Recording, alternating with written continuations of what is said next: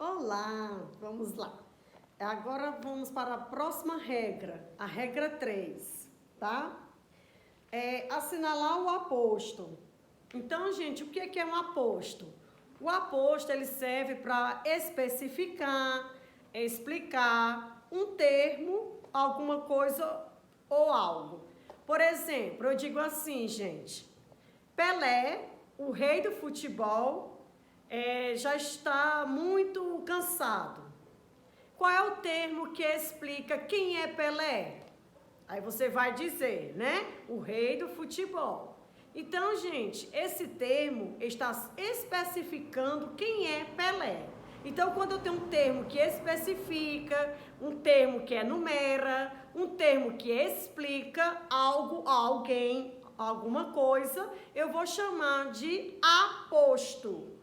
E entre esse termo, gente, que é colocado na oração, você deverá separar por vírgulas. Por exemplo, Pelé, vírgula, o rei do futebol, vírgula, já se encontra cansado, tá certo? Aí eu te pergunto, o aposto, gente, se eu retirar da oração, será que vai perder o sentido? Vamos lá. Vamos retirar o aposto da oração. Então, vamos dizer assim, Pelé já se encontra cansado. Tem sentido? Tem, gente, tem sentido sim, tá certo?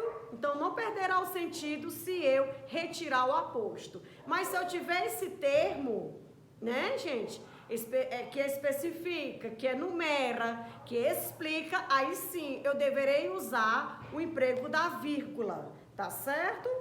Eu tenho outro exemplo. A minha professora, pessoa maravilhosa, faz com que eu entenda o conteúdo.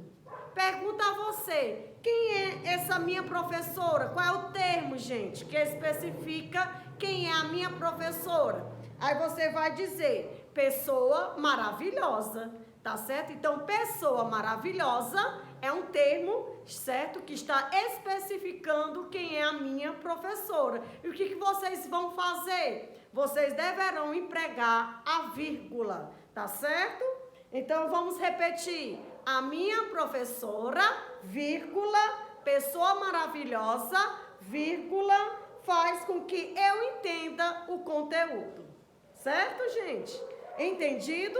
Quando é que eu vou empregar a vírgula? Quando eu tiver a presença do aposto. Tá certo?